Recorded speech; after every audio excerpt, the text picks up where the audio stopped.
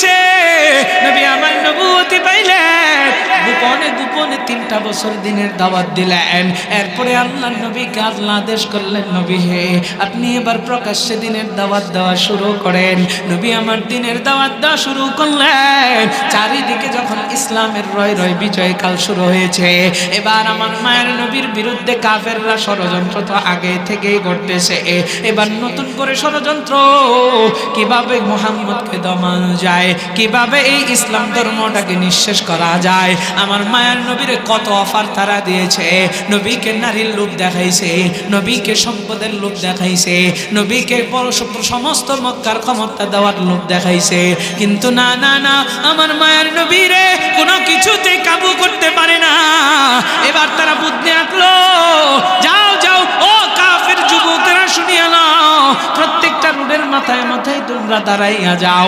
এই মক্কার ভিতরে যত নতুন মানুষেরা ঢুকবে হজ্জে বাইতুল্লাহর জন্য, যেখান থেকেই মানুষেরা ঢুকবে, যেই রাস্তা দিয়ে ঢুকুক না কেন, তোমরা একজন একজন দাঁড়ায় যাও, মুহাম্মদের নামে মিথ্যা কথা বলবা।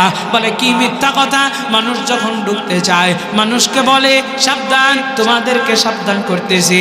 মক্কায় একজন লোক আসছে, একজন লোকের আবির্ভাব ঘটেছে, যে লোকটা হচ্ছে মিথ্যা নবুয়তের দাবিদার, যেই লোকটা মিথ্যা কথা বলে, যেই লোকটা হচ্ছে জাদুকর, যেই লোকটা হচ্ছে পাগল।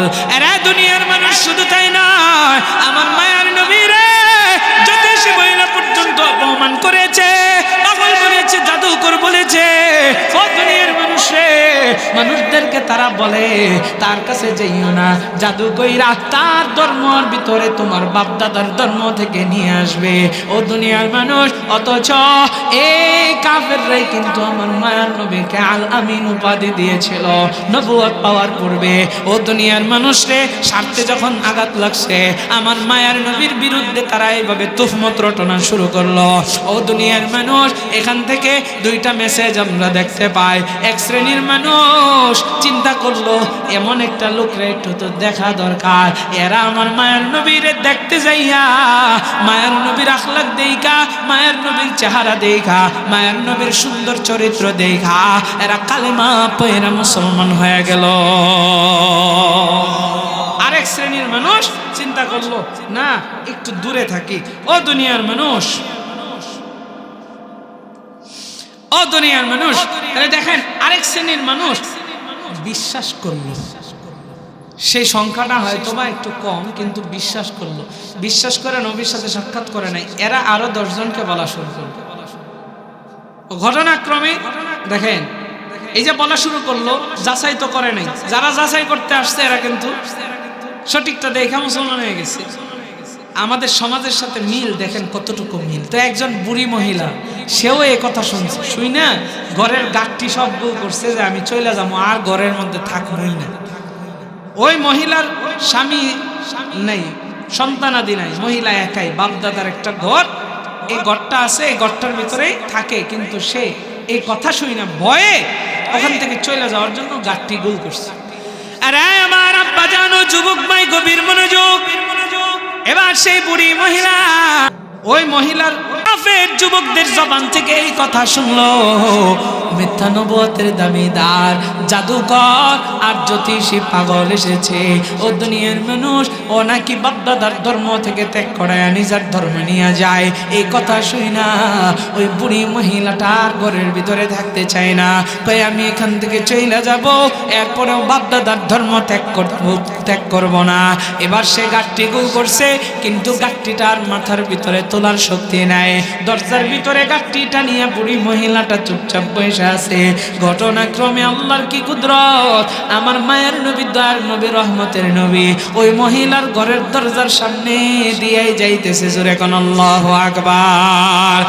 আরে আমার আব্বা জানে না, যুবক মায়েরা রে, নবী আমার ওই দরজার ভিতরে চোখটা পড়ে গেলে, নবী আমার গাঠটিটারে দেখলেন, বুড়ি মহিলা আল্লাহ গাঠটি নিয়ে বসে আছে।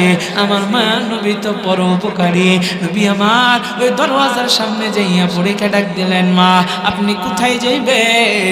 এই গাঠটিটা নিয়ে কেন বসে আছেন? কিন্তু বুড়ি আমার মায়ের নবীর চিনে না, নবীর চেহারাটা দেখে নাই। ও দুনিয়ার মানুষ, বুড়ি এবার গালাগালি শুরু করছে। আর বইল না, রে বাবা আমি মক্কার একজন পাগলের ভয়ে আজকে বাড়ি ছাইরা যাইতেছি। যে পাগল নাকি জ্যোতিষী, যে পাগল নাকি জাদুকর, যে পাগল নাকি মিথ্যা নবুয়তের দাবিদার, সে তার আমাকে জাদু কইরা তা আমার বাপদাদার ধর্ম থেকে তার ধর্মের ভিতরে নিয়ে যাইবে। এই ভয়ে আমি এখান থেকে চইলা যাইতেছি। আমার মায়ার নবী তার কথার একটা প্রতিবাদও করে না, একটা জবাবও দেয় না। নীরবে এই মহিলার গালিগুলো আমার মায়ার নবী সহ্য করেছেন। জোরে কোন সুবহানাল্লাহ। আর দুনিয়ার মানুষ রে, এখান থেকে আমাদের শিক্ষা, কেউ যদি আপনাকে আঘাত করে, না না না পাল্টা আঘাত করিয়েন না, সবর করেন। নবী এটাই শিক্ষা দিয়েছেন। কেউ যদি গালি দেয় আপনি ক্ষমা করে দেন। আল্লাহর কোরআনের আরেকটা আয়াতের ভিতরে আল্লাহ জানায়া দেয়, আল্লাযীনা ইউনফিকুনা ফিস সাররাই ওয়াদ দাররাই ওয়াল কাযিমিনাল গায়যা ওয়াল আফিনা আনিন নাস। এখানে আল্লাহ তিনটা কথা বলেছেন। একটা কথা আমি জানাই দিছি, আল্লাহ বলেন ওয়াল আফিনা আনিন নাস, যারা মানুষকে ক্ষমা কইরা দেয়। আল্লাহু ইউহিব্বুল মুহসিনিন, আমি আল্লাহ এই সমস্ত মুহসিনদেরকে বড় ভালোবাসি। জোরে কোন সুবহানাল্লাহ। আসসিনু লানা ওয়াল আরাবু লানা ওয়াল হিন্দু লানা ওয়াল কুল্লু লানা। আসসিনু লানা ওয়াল আরাবু লানা ওয়াল হিন্দু লানা ওয়াল কুল্লু লানা। আদহাল ইসলামু লানা দীনা ওয়া জামিউল কাউনি লানা ওয়াতনা। আদহাল ইসলামু লানা দীনা ওয়া জামিউল কাউনি লানা ওয়াতনা। তাওহীদুল্লাহি লানা নূরুন, তাওহীদুল্লাহি লানা নূরুন। আ'তাদনা রূহা লাহু সাকানা। الصين لنا والعرب لنا والهند لنا والكل لنا. أضحى الإسلام لنا دينا وجميع الكون لنا وطنا. توحيد الله لنا نور، توحيد الله لنا نور. أعتدنا روح له سكنا. الصين لنا والعرب لنا والهند لنا والكل لنا. الصين لنا والعرب لنا والهند لنا والكل لنا. This Chinese hour, that Arabic hour, this Hindi hour, the world is our. This Chinese hour, that Arabic hour, this Hindi hour, the world is our. ওই চীন আমাদের, ওই আরব আমাদের, গোটা ভারত আমাদের, বিশ্ব আমাদের। এই চীন আমাদের, ওই আরব আমাদের, গোটা ভারত আমাদের, বিশ্ব আমাদের। এসো এসো ছায়া চলে ইসলামের, তবে পাবে ঠিকানা তুমি শান্তি সুখের। এসো এসো ছায়া চলে ইসলামের, তবে পাবে ঠিকানা তুমি শান্তি সুখের। দ্বিধা সংশয় নয় সত্যের হবে জয়, দ্বিধা সংশয় নয় সত্যের হবে জয়। সব বাধা ঝেড়ে ফেলে আগে বাড়ো না। الصين لنا والعرب لنا والهند لنا والكل لنا. الصين لنا والعرب لنا والهند لنا والكل لنا.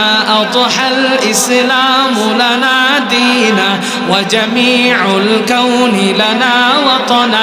توحيد الله لنا نور، توحيد الله لنا نور. أعتدنا روح له سكنا. الصين لنا والعرب لنا والهند لنا والكل لنا. الصين لنا والعرب لنا والهند لنا والكل لنا. الصين لنا والعرب لنا ওয়াল হিন্দু লানা ওয়াল কুল্লু লানা। একটু বলা যাবে নি মারহাবা? আলহামদুলিল্লাহ। আমি আপনাদের সামনে পবিত্র কোরআনে কারীম থেকে একটি আয়াতে কারিমা তিলাওয়াত করেছি। আমার আপনার নবী সরকারে দু আলম নবীর অসংখ্য অগণিত হাদিসে বাণী থেকে একটি হাদিস আপনাদের সামনে পাঠ করেছি। রব্বে কাবা আমাকে যতটুকু তৌফিক দান করে আপনাদের সামনে কিছুক্ষণ আলোচনা করার চেষ্টা করব। ওমা তৌফিকি ইল্লা বিল্লাহ। সম্মানিত হাজরিন, আমি আপনাদেরকে প্রশ্ন করতে চাই, বলেন তো আমরা জান্নাতে যেতে চাই নাকি জাহান্নামে? সবাই জান্নাতে যেতে চায় নাকি কেউ কেউ জাহান্নামে যেতে চান? এরকম আছে? যে মানুষটা নামাজ পড়ে না, রোজা রাখে না, ইবাদত বন্দেগী করে না, সুদ খায়, ঘুষ খায়, জিনা করে, ব্যভিচার করে, খারাপ কাজ করে, এই মানুষটাও কিন্তু জান্নাতে যেতে চায়। ও আব্বাজান, যুবক ভাই, জাহান্নামকে আমরা প্রত্যেকেই ভয় পাই, জাহান্নাম থেকে বাঁচার চেষ্টা করি। জাহান্নামের বাসিন্দা কেউ হতে চাই না, জান্নাতে প্রত্যেকে যাইতে চাই। কিন্তু অসংখ্য মানুষের ইচ্ছা থাকা সত্ত্বেও কেউ কেউ জাহান্নামে চলেই যাবে। ভূমিকাটা যদি একটু মনোযোগ দিয়ে শুনেন, আলোচনাটা বুঝতে সহজ হবে। তাহলে কেউ কেউ জাহান্নামে যাবে, কি কারণে যাবে? বলে বদ আমলের কারণে, গুনাহের কারণে। এখন আমাদের মনে তো আশা আছে জান্নাতে যাওয়ার, জাহান্নাম থেকে বাঁচার। তাহলে জাহান্নাম থেকে বাঁচার জন্য আমাদের গুনাহের কাজ ছেড়ে দিতে হবে, খারাপ কাজ ছেড়ে দেওয়া লাগবে, ভালো কাজ করা লাগবে।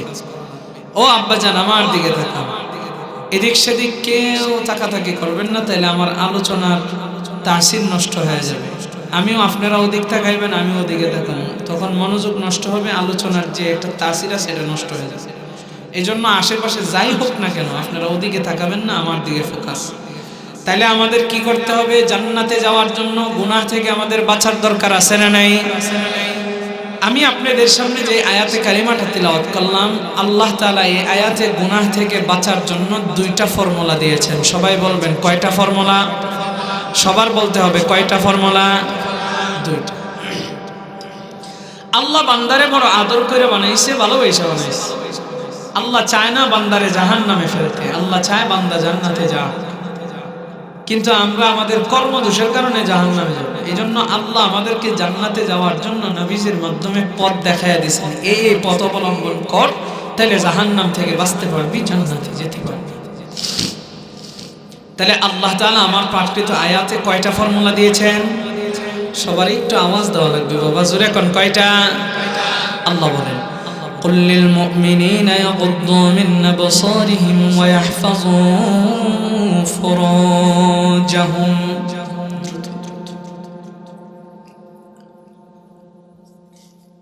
আরে নোয়াখালীর মুসলমান, একটু দিলের কানটা লাগায়া শুনবেন আর বুঝার চেষ্টা করবেন। আমি যে আয়াতে কারিমাটা তিলাওয়াত করলাম, এই আয়াতের ভিতরে আল্লাহ তাআলা বান্দাদেরকে বাঁচার জন্য দুইটা ফর্মুলা দিলেন। আরে কবির হাটের মুসলমান, আল্লাহ আমারে আপনারে জাহান্নামে জ্বালাইতে চায় না, আল্লাহ আমারে আপনারে জান্নাতের ভিতরে দিতে চায়। কারণ বান্দারে আল্লাহ বড় আদর কইরা বানাইছে, বান্দারে আল্লাহ বড় ভালোবাসা বানাইছে। এই বান্দারে আল্লাহ জাহান্নামের আগুনে জ্বালাইতে চায় না। ও দুনিয়ার মানুষ রে, এই জন্যই তো আল্লাহ এই আয়াতে কারিমার ভিতরে জানায় দেয় বান্দা জাহান্নাম থেকে বাঁচার জন্য কি কি কাজ করবা। আমার পাঠকৃত আয়াতে আল্লাহ দুইটা আদেশ করলেন, কুল্লিল মুমিনিনা ইয়াগুদ্দু মিন আবসারিহিম ওয়া ইয়াহফাযু ফুরুজাহুম। আরে নোয়াখালীর মুসলমান, একটু দিলের কানটা লাগায় শুনবেন আর বুঝার চেষ্টা করবেন। আমার আল্লাহ জানায় দেয়, কুল্লিল মুমিনিনা ইয়াগুদ্দু মিন আবসারিহিম। নবী হে, আপনি মুমিন পুরুষদেরকে জানায় দেন তারা যেন তাদের দৃষ্টিকে সংযত রাখে। ও দুনিয়ার মানুষ রে, তারা যেন তাদের চোখের হেফাজত করে। আল্লাহ তাআলা নবীকে জানাইলেন, নবীকে বলতে বললেন মুমিন পুরুষদেরকে জানায় দেন তারা যেন চোখের হেফাজত করে। ও দুনিয়ার মানুষ রে, শুধুমাত্র মুমিন পুরুষদেরকে আল্লাহ তাআলা এই আদেশটা করেন নাই, আমার পর্দার অন্তরালের আপনাদের জন্য শুনিয়ালো আল্লাহ তাআলা আপনাদের জন্য জানাইছেন ওয়াকুল্লিল মুমিনাতি ইয়াগুদুদনা মিন আবসারিহিন্না আল্লাহ তাআলা জানায় নবী হে আপনি মুমিনা নারীদেরকেও জানায় দেন তারাও যেন তাদের দৃষ্টিকে সংযত রাখে ও দুনিয়ার মানুষ রে মুমিন পুরুষ এবং মুমিন নারী ও মুমিনা নারী উভয়কে আল্লাহ চোখের হেফাজত করতে বললেন কারণ কি আমি আপনি যত গুনাহ করি সমস্ত গুনাহের মূল এই চোখ হচ্ছে মূল সমস্ত গুনাহের সূচনা এই চোখের মাধ্যমেই কিন্তু শুরু হয় ও দুনিয়ার মানুষ রে একটা ছোট্ট উদাহরণ দিয়া বুঝায় দেই আমি আপনি যখন রাস্তা দিয়ে হাইটা যায় হঠাৎ করে একটা নারীর দিকে আমার আপনার চোখটা গেছে ওই নারীটারে দেখা আমার আপনার ভিতরে ভালো লাগা গেছে শয়তান কুমন্ত্রণা দেওয়া শুরু করছে নারীটারে আপনি দেখলেন চোখের মাধ্যমে চোখের জিনা হইল ও দুনিয়ার মানুষ রে এবার নারীটাকে নিয়ে আপনি খারাপ কল্পনা জল্পনা করতে লাগলেন আপনার নফসের জিনাটা হইল এবার আপনি নারীর পিছন যাইলেন পাকে ব্যবহার করলেন আপনার পায়ের জিনা হইল নারীর কাছাকাছি যাইয়া জবান দিয়া নারীকে ডাক দিলেন ওরে জরিনা কইয়া ডাক দিতে দেরি হয় নারীটা আপনার দিকে ফিরা তাকাইলো আপনি যে বেগানা নারীকে জবান দিয়া ডাক দিলেন জবানের জিনা হইল খারাপ উদ্দেশ্য কইরা ডাক দিয়েছেন এবার সেই নারী আপনার দিকে ফিরা তাকাইয়া তার জবান দিয়া কথা বলল আপনি কান দিয়া কথাগুলো শুনলেন আপনার কানের জিনাটা হইল আরে আব্বা জানো যুবক মা এবার শয়তান আপনাদের ভিতরে এমন মজা লাগাইয়া দেয় ওই নারীর সাথে কথাবার্তার এক পর্যায়ে প্রেমের সম্পর্কের ভিতরে জড়ায় যান দুনিয়ার মানুষরে একটা সময় নারীর হাতের ভিতরে ধরেন শরীরের বিভিন্ন অঙ্গ প্রত্যঙ্গে ধরেন আপনার হাতের জিনাটা হইল এবার শয়তান চূড়ান্ত পর্যায়ের ধোঁকা দিয়ে দেয় আপনাকে আর ওই নারীটাকে ঘরের ভিতরে নিয়ে যায় অথবা জঙ্গলে নিয়ে যায় অথবা পার্কে নিয়ে যায় অথবা হোটেলের ভিতরে নিয়ে যায় চূড়ান্ত পর্যায়ের জিনাটা সারায় ফেললো ও যুবক ভাই ও আব্বা জানেরা বুঝে থাকলে একটু জবাব দিয়া জানায় দেন এতগুলো গুনাহ যে সংগঠিত হলো এই গুনাহের সবচাইতে প্রধান যে কারণ ছিল এই গুনাহের সূচনাটা কিসের মাধ্যমে হয়েছে বলেন আরো জোরে কান চোখের মাধ্যমে এই জন্য নবী বলেন ইন্নান নাযারা সাহমুম মাসমুমুন মিন সিহামি ইবলিস শয়তানের যত ধোঁকা দেওয়ার তীরসমূহ আছে সমস্ত তীরসমূহের ভিতরে এই চোখ হলো একটা বিষাক্ত তীর শয়তানের ধোঁকা দেওয়ার জন্য যত বিষাক্ত তীর আছে যত মাধ্যম আছে তার ভিতরে একটা বিষাক্ত তীর বিষাক্ত একটা মাধ্যম হইল এই চোখ তাহলে বন্ধুরা আমার যুবক ভাইরা আমার আব্বাজানেরা আমার বলেন চোখের হেফাজতের দরকার আছে না নাই আরে চোখের হেফাজত কি খালি যুবকরা করবে না আব্বাজানদেরও করার দরকার আছে আচ্ছা কিছু লোক এদিকে এসে পড়েন তো কিছু লোক এই সাইডে এসে পড়ে পিছন থেকে এদিক থেকে এদিকে আসেন কিছু লোক সম্মানিত হাজির কারণ আমি যখন এদিকে তাকাই যখন এদিকে স্টেডিয়াম দেখি তখন আমার কাছে খুব খারাপ লাগে আর কি এই জন্য কিছু লোক এদিকে আসেন যাতে তাকাইলে মনে হয় যে না আমার চতুর্দিকে মানুষ সম্মানিত হাজির যেটা বলছিলাম আসেন কিছু লোক এই সাইডে আসেন আরেকটা কারণ আছে আপনাদের এই বয়ানটা তো রেকর্ড হইতেছে ইউটিউবে যাবে আমি যদি শুধু এদিকে তাকায় থাকি আপনারা এই বয়ান দেখবেন যে হুজুর খালি এই তাকায় রয়েছে হুজুরের চেহারা তো দেখা যায় না ওই যে আমি যেদিকে তাকাইনি কারণ মানুষ না থাকলে আমি তাকামুখী এদিকে আসেন আপনাদের ভিডিও এটা কামরুল সাহেবের কাছে আসবে পরে আপনারাও দেখতে পারবেন আসলে সম্মানিত হাজিরিন তাহলে বলেন মুমিন পুরুষ এবং মুমিনা নারী উভয়কে আল্লাহ চোখের হেফাজতের জন্য বলেছেন আর চোখের হেফাজত শুধু মুমিন পুরুষ আর মুমিনা নারী যুবক যুবতী নয় বৃদ্ধ বৃদ্ধা উভয়ের জন্য আমাদের গ্রাম দেশে অনেক মহিলারা মনে করে মানুষ বুড়া হয়ে গেলে পরে মনে হয় তাদের পর্দার দরকার হয় না অথচ এই চোখের মাধ্যমে শয়তান বুড়া আর বুড়ি মানে না যুবক আর যুবতী মানে না সবাইকে ফিতনার ভিতরে জড়ায়া দেয় সবাইকে গুনাহের ভিতরে জড়ায় এজন্য প্রত্যেকটা নর নারীর উপরে নর এবং নারী বলতে যুবক যুবতী বৃদ্ধ বৃদ্ধা উভয়কেই বুঝিয়েছে তাহলে প্রত্যেকটা নারী পুরুষের উপরে চোখের পর্দা, অর্থাৎ পর্দা করা কি ফরজ। ও দুনিয়ার মানুষ, যুবক যুবতীরাই শুধুমাত্র চোখের মাধ্যমে গুনাহ করে না, বরঞ্চ বাপজনরাও করে। মানুষে বাহ্যিক দৃষ্টিতে দেখি যে দাড়ি পাইকে গেছে, চুল পাইকে গেছে, কিন্তু এরপরে এই মানুষটার মন কিন্তু বুড়া হয় না। কথা কন ঠিক কিনা? মন বুড়া হয়। 60-70 বছর হয়ে গেছে, বউ মরে গেছে, দেখবেন এই বুড়া বিয়ে করতে চায়। কথা কয় না, বিয়ে করতে চায়, কারণ মন বুড়া হয় না। বাস্তব আমাদের ঢাকা শহরে দেখি বুড়া সারাদিন ঘরে থাকে, গার্মেন্টস ফ্যাক্টরি যখন খোলা হয়, যখন গার্মেন্টসের শ্রমিকরা, নারী শ্রমিকরা যায়, তখন ওয়াই বারিন্দার ভিতরে বড় বড় চোখ করে তাকায় থাকে মহিলাদের। আবার গ্রাম দেশে আরেক শ্রেণীর মুরব্বী আছে, সবাই তো না, কিছু কিছু আর কি, আরেক শ্রেণীর মুরব্বী আছে। ওরা কি করে, রাস্তা দিয়ে যাইতেছে, হঠাৎ করে ওই যে ছোটবেলার জরিনার মারে দেখা বলাইছে, জরিনার মারে দেখা তার ছোটবেলার প্রেমটা একটু জায়গা উঠছে।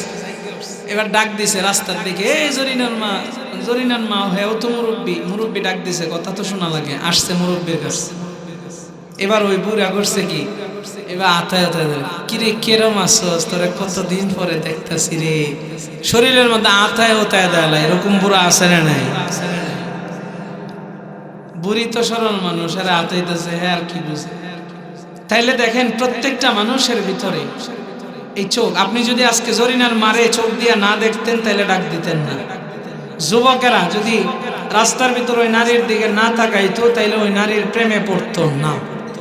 ও দুনিয়ার মানুষ, এই জন্য নবীজি বলেন, আল্লাহ নবীজিকে জানায় দিলেন যে মুমিনা নারী এবং পুরুষদের চোখের হেফাজত, দৃষ্টিকে যেন সংযত করে। এই জন্য সুন্নত তরিকা হলো চলাফেরা, আপনি যখন হাঁটবেন তখন আপনার নজর থাকবে নিচের দিকে, মাথাটা হালকা নত করবেন, আবার এত নত না যে সামনে গর্ত আছে যায় উল্টা পড়ে যাবে, ওরকম না, হালকা নত, নজরটা থাকবে নিচের দিকে। তাইলে আশেপাশে কোনো অশ্লীল কিছু থাকলেও আপনার নজরে পড়বে না, নজরের হেফাজত হবে, গুনাহ থেকে বাঁচতে পারবে।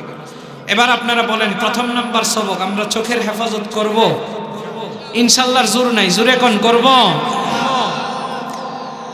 আরে আমার আব্বা জানো, যুবক ভাই গভীর মনোযোগ। আল্লাহ তাআলা এই আয়াতে কারিমার ভিতরে আমাকে আপনাকে দুইটা বিষয় সম্পর্কে আদেশ করলেন। কুল লিল মুমিনিনা ইয়াগুদ্দু মিন আবসারিহিম ওয়া ইয়াহফাযু ফুরুজাহুম। আল্লাহ বলেন, নবী হে, আপনি মুমিন পুরুষদেরকে জানায় দেন, ওয়া কুল লিল মুমিনাতি ইয়াগুদ্দুনা মিন আবসারিহিন্না ওয়া ইয়াহফাযনা ফুরুজাহুন্না। আল্লাহ বলেন, নবী হে, আপনি মুমিনা নারীদেরকে জানায় দেন, তারা যেন তাদের দৃষ্টিকে সংযত রাখে। এক নাম্বার চলে গেল।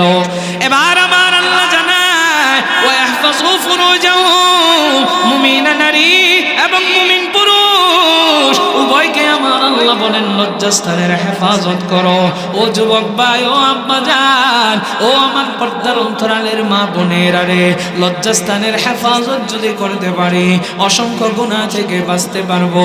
ও দুনিয়ার মানুষ রে, জাহান্নামে যাওয়ার কারণই হচ্ছে গুনাহের কাজ করা, আর এই গুনাহ থেকে বাঁচার জন্য আমার আল্লাহ এই দুইটা ফর্মুলা দিলেন। আরে আমার আব্বা জান, ও যুবক ভাই, লজ্জাস্থানের হেফাজত কেমনে আপনি আমি করব? লজ্জাস্থানের হেফাজতের জন্য যুবকদেরকে বলবো তাড়াতাড়ি বিয়া করো। ও দুনিয়ার মানুষ রে, আব্বাজানদেরকে বলবো আপনার সন্তানের বিয়ে আটকায় রাখছেন, এই কাজটা করে আর না, সন্তান নিজের পায়ে দাঁড়াক, এই বইলা অনেক সন্তানদের বিয়ে আটকায় রাখে।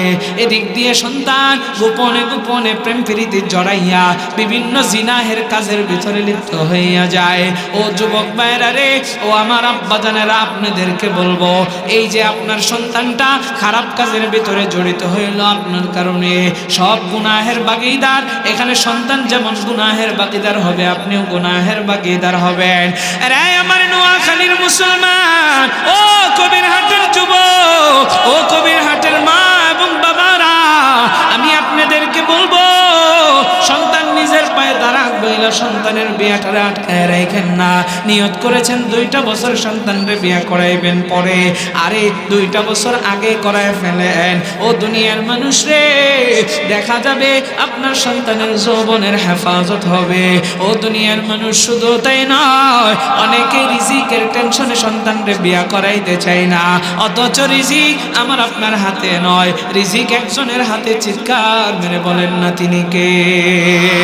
ওয়ামা মিন দাব্বাতিন ফিল আরদি ইল্লা আলাল্লাহি রিজকুহা।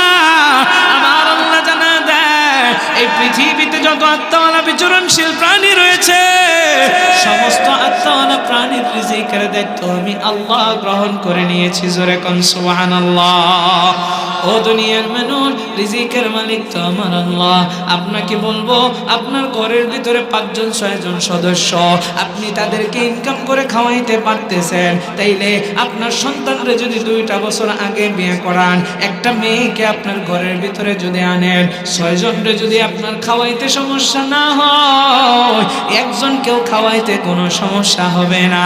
ও আব্বা জান, হয়তো বা সপ্তাহে 3 দিন গোশত খাইতেন, এবার 2 দিন গোশত খান, কিন্তু লাভ হলো কি? আপনার সন্তানের যৌবনের হেফাজত হইল, পাশাপাশি আপনার সন্তানের ঈমান বাড়ল। আন-নিকাহু নিসফুল ঈমান। ও দুনিয়ার মানুষ রে, আরেকটা মেয়ের আনলে ওই মেয়েরও যৌবনের হেফাজত হইল। শুধু তাই নয়, মেয়েটাকে আপনি 2 বছরের জন্য মেহমান হিসাবে আনেন, 2 বছর পরে সন্তান যখন চাকরি পাবে পৃথক করে দিয়েন, অসুবিধা নাই। মেহমান হিসাবে যদি আনেন, যে ঘরের ভিতরে মেহমান থাকবে, আমার আল্লাহ ওই ঘরের ভিতরে ওই ঘরওয়ালাদের উপরে ভরপুর রহমত এবং বরকত দান করে দেয়। নিজের সন্তানের ঈমান বাঁচানোর জন্য, যৌবন হেফাজতের জন্য যদি একটু চিন্তা ফিকির না করি, তাইলে কি হবে আমাদের? এই সমাজে অসংখ্য সন্তান আজকে পথভ্রষ্ট হয়ে যাইতেছে, অসংখ্য ছেলে মেয়েরা লিভ টুগেদারের ভিতরে জড়িত হয়ে যাইতেছে, অসংখ্য ছেলে মেয়েরা খারাপ কাজের দিকে অগ্রসর হইতেছে, শুধুমাত্র আমাদের একটু অসচেতনতার কারণে। সমাজে আজকে বিয়েকে কঠিন বানানো হয়েছে আর জিনাকে সহজ করা হয়েছে। বলে কেমনে? আমাদের এই দেশের ভিতরে একটা আইন আছে, 18 বছরের নিচে বিয়ে দিলে এটারে নাকি বাল্য বিবাহ বলা হয়। অথচ 18 বছরের নিচে যদি কেউ জিনাহের কাজে জড়িত হয়, কেউ প্রেমের ভিতরে জড়ায়া যায়, এটাকে লিভ টুগেদার বইলা, আর এটাকে বলে 2 জনে স্বেচ্ছায় একত্রে রাত কাটাইছে, কোনো অসুবিধা নাই, এটা বইলা চালায়া দেয়। ও দুনিয়ার মানুষ, যেই দেশের ভিতরে বিয়েকে কঠিন বানায় আর জিনাকে সহজ বানায়, সেই দেশের গজব আসবে না তো আসবে কোথায়? এই আব্বাজান, যুবক ভাই, অথচ আল্লাহ বলেন, ওয়ালা তাকরাবুজ জিনা ইন্নাহু কানা ফাহিশা। জিনা এমন এক ফাহিশাতের কাজ, এমন এক মন্দ কাজ। আরে জিনা করা অবস্থায় ঈমানটাও থাকে না। যখন জিনা কেউ করতে থাকে, তখন তার ঈমানটাও থাকে না। এরকম একটা খারাপ কাজের নিকটবর্তীও হয় না আল্লাহ। কিন্তু আমরা কি করেছি? এটাকে সহজ করছি, বিয়েকে কঠিন বানাইছি। তবে স্পষ্ট একটা মাসআলা জেনে রাখেন, রাষ্ট্র যদি কোনো সময় ইসলামের বিরুদ্ধাচরণ করে কোনো আইন পাশ করে, কোরআনের বিরুদ্ধে কোনো আইন পাশ করে, মুসলমানদের ধর্মীয় বিধি বিধানের বিরুদ্ধে যদি আইন পাশ করে, সেই আইন কোনো মুসলমানের জন্য মানা বৈধ নয়। ঠিক কিনা? এটা হচ্ছে স্পষ্ট ফতোয়া। এবার আসেন, আমাদের দেশে 18 বছরের নিচেও বিয়ে হচ্ছে, কারণ আমরা মুসলমান। আমার নবী বলেছেন আগে ভাগে বিয়ে করার জন্য, বিয়ে করে বেশি বেশি সন্তান দুনিয়াতে আনার জন্য। কারণ উম্মতে মুহাম্মদী যত বাড়বে, নবীজি বলেন, আমি কিয়ামতের ময়দানে কঠিন সে হাসরের দিন আমার বিশাল উম্মতের বহর নিয়ে আল্লাহর সামনে গর্ব করব। সুবহানাল্লাহ। কোন এখানেও হাত দিছে এই ইংরেজের বাচ্চা। এই পশ্চিমা সংস্কৃতি আমাদের সমাজকে, আমাদের রাষ্ট্রকে ধ্বংস করে দিয়েছে। এখানেও হাত দিছে। কয় 5টা 10টা কি কয়, 2টা না একটা হলে ভালো হয়, এরকম কিছু একটা আছে। 2টি সন্তান, ছেলে হোক মেয়ে হোক, 2টি সন্তান যথেষ্ট। আর মানে একটা হলে আরো আলাদা, মনে নাই, ভুলে গেছে। তো যাই হোক, যে কথা বলছিলাম, আচ্ছা এই একটা মরে গেলে পরে কি? পরে যায় দুইটাই নেই, দুইটাই প্রতিবন্ধী, দুইটাই বাদ দেয় না। আমার চোখের সামনে আছে, আমাদের টঙ্গীতে, আমার বাড়ি তো গাজীপুরে টঙ্গীতে, তো সেখানে দেখলাম দুইটা সন্তান, একটাও থাকে না। এখন আয়সা কান্দে, মাদ্রাসায় আয়সা কান্দে। আমার আব্বু তো ওখানে শাইখুল হাদিস, আব্বুর কাছে আয়সা কান্দে, হুজুর কি করলাম, কি সর্বনাশ করলাম। তো সর্বনাশ তো আমরা আমাদের এই ছোট থেকে শুরু থেকে সর্বনাশ শুরু করছি, বুইরা বসে কান্দালাম। সম্মানিত হাজির, না দিন শিক্ষা দেয়, না সন্তান বেশি নেয়, পরে কি হয়, একটা অ্যাক্সিডেন্ট করে মরে যায়, একটা মদ গাঞ্জা ধইরা এমন শয়তান হয়, সকালেও বাপের মারে মারে মারে, বিকালেও বাপ মারে মারে, বাইর করে দিতে চায়। অনেকে তো বৃদ্ধাশ্রমে ফেলায় দেয়। আজকে যদি 4-5টা সন্তান থাকতো, দুটো হইলো তো ভালো হইতো, কি কম। সম্মানিত হাজির, এখন আমি যে কথাটা বলতেছি যে আমাদের সমাজে আলহামদুলিল্লাহ অনেকে 18 বছরের নিচে বিয়ে দিচ্ছে, কিন্তু দেখা যায় কি, আপনাদের এই এলাকার ভিতরে আমাদের 100 জন মুসলমান আছে, 100 জনের ভিতরে 99 জন মুসলমান আছে, আর একজন আছে হিন্দু বা ভিন্ন ধর্মের। এখন এই এলাকায় আমি আমার ইসলামকে পালন করার লক্ষ্যে 18 বছরের নিচে আমি আমার মেয়েকে বিয়ে দিচ্ছি, কিন্তু থানা তো এখানে নয়, থানা তো একটু দূরে। ওই থানায় পুলিশের কাছে খবরটা কে দিছে বুঝেন নাই? এলাকার লোকজন। এলাকার কি অনেক লোক না 1-2 জন? ওরা কি হিন্দু, বৌদ্ধ, খ্রিস্টান নাকি অন্য কোনো ধর্মের? মুসলমান।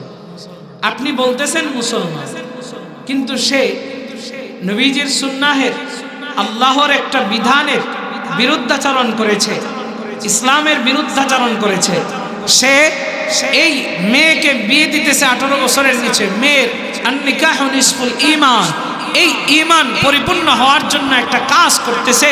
ও দুনিয়ার মানুষ, এই যে বিধানের বিরুদ্ধাচরণ কইরা সে পুলিশকে খবর দিল, তার দান্দা আছে এখানে যে আমি খবর দিলাম, এই মেয়ের মা বাবাকে হয় গ্রেফতার করবে, অন্যথায় তার কাছ থেকে কিছু মাল পানি খসাইবে। ও দুনিয়ার মানুষ, অথচ এই হারাম করে বুঝলো না যে আমি যে কোরআনের বিরুদ্ধাচরণ করলাম, ইসলামের একটা বিধানের বিরুদ্ধাচরণ করলাম, আমি যে মুনাফিক হয়ে গেছি এই খবরটাই নাই।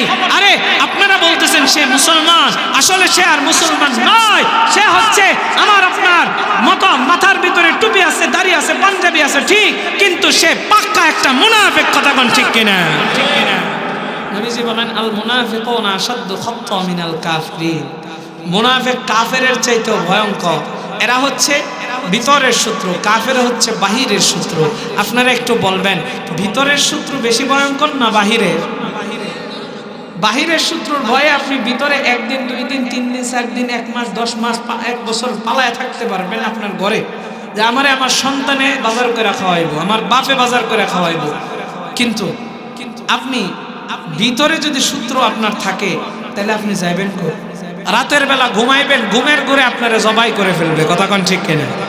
এই জন্য নবীজি বলেন আল মুনাফিকুনা আশাদ্দু খাত্তাম মিনাল কাফিরিন। মুনাফিক কাফেরের চাইতেও ভয়ঙ্কর। কাফেররা যতটুকু না ইসলামের ক্ষতি করছে, মুনাফিক তার চাইতে বেশি ক্ষতি করছে।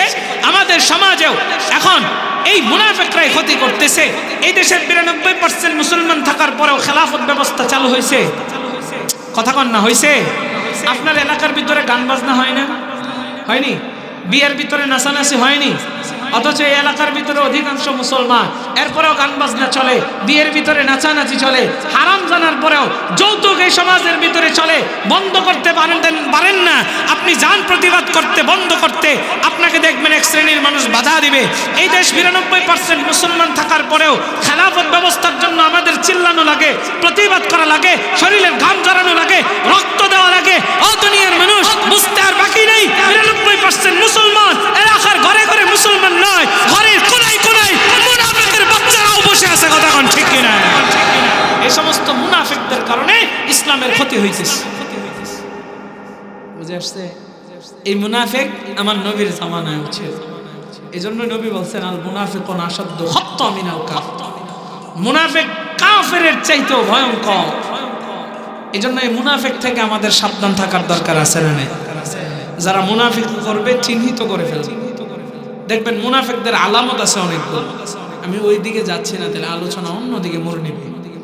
মুনাফিকরা দুই প্রকার মুনাফিক, দুই প্রকার, একটা হচ্ছে বিশ্বাসগত আর একটা কর্মগত। বিশ্বাসগত আবার 6 প্রকার, কর্মগত 3 প্রকার, মতান্তরে 4 প্রকার।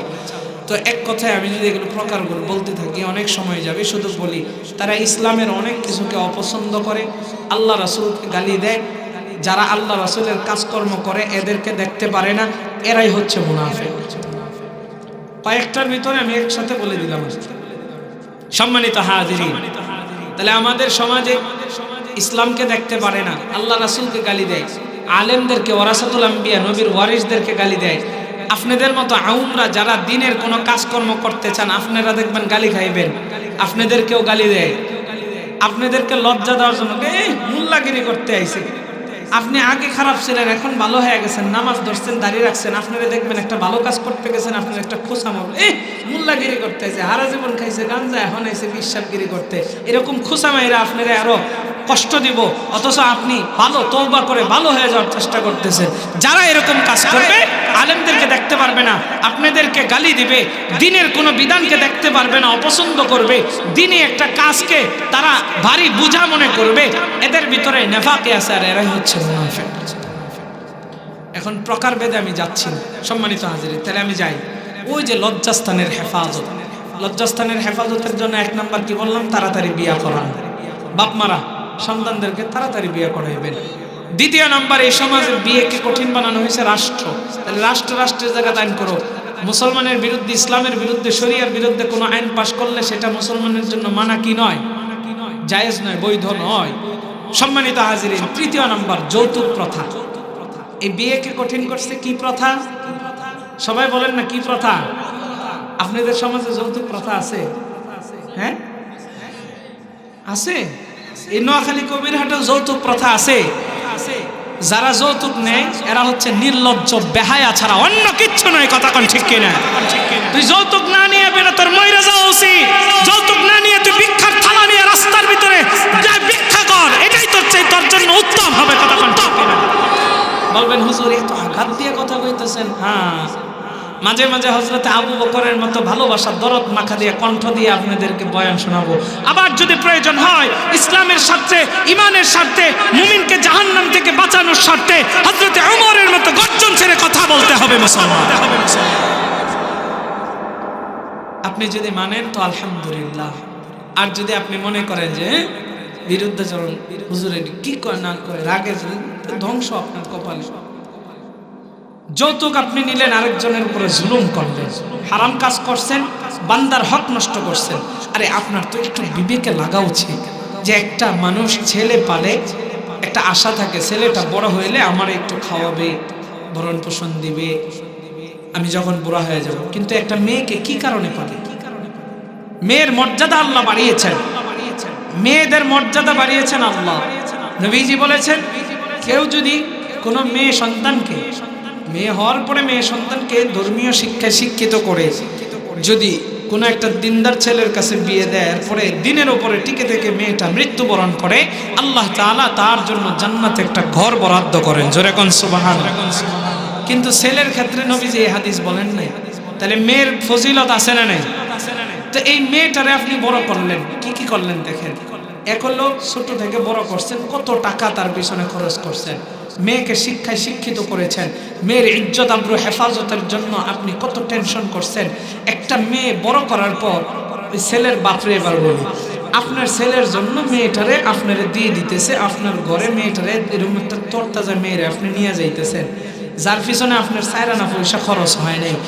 তারপরেও আপনি একজন বাবা কত কষ্ট করেছে মেয়েটার জন্য, লালন পালন কইরা, টাকা পয়সা খরচ কইরা, কষ্ট কইরা বড় কইরা আপনারে দিয়ে দিতেছে, তার ঘরের কলিজার টুকরা কন্যাটারে আপনার কাছে দিতেছে, আপনি আরো তার উপরে জুলুম কইরা যৌতুক চান। লজ্জা শরম তো আপনার নাই? সি সি সি সি, কেমনে আপনি যৌতুক দাবি করেন? হ্যাঁ, অনেকে আবার এইভাবে না খায়, গড়টা করছিলাম খালি আমি ফার্নিচার উঠে পরে মেয়েটারে তুলে নিবেন, মানে হ্যাঁ বুঝাইতেছে আমার ঘরে একটু ফার্নিচার। বেশ শরমের, বেশ। আল্লাহ এই যৌতুক থেকে আমাদের হেফাজত করুক। জোরে কোন আমিন। আমার এই একটা কথাই যদি একজন মানুষ বিরত থাকে, এটাই তো আমার জন্য অনেক বড় কিছু। এবার আসেন এই যৌতুকের কারণে কি হচ্ছে। অসংখ্য বাবা মা আছে গরিব, টাকা পয়সার অভাবে মেয়েকে বিয়ে দিতে পারতেছে না, আপনি যৌতুকের জন্য তারে যে জুলুম করতেছেন, মেয়েকে বিয়ে দিতে পারতেছে না সময় মতো, তখন কি হইতেছে, এই মেয়েটা এক সময় বাবার বোঝা হয়ে যাইতেছে, চিন্তা করতেছে আইরে আমার বাবার বোঝা হমো, এর চেয়ে ভালো আমি ঢাকা শহরে যাই, গার্মেন্টসে চাকরি করি বা বিভিন্ন কাজকর্ম করি। এবার সে যায় অচেনা পথে, সে ঢাকা শহরে যাইয়া বিভিন্ন অকারেন্সের শিকার হয়, বিভিন্ন খারাপ মানুষের খপ্পরে পড়ে যায়, ধর্ষিতা হয়, ইজ্জত আব্রুতার নষ্ট হয়ে যায়, পতিতালয়ে চলে যায়। এরকম অসংখ্য নারী আছে, তারা বাঁকা লাইনে চলে যাইতেছে শুধুমাত্র আপনার মতো যৌতুকখোরের কারণে। কথা কোন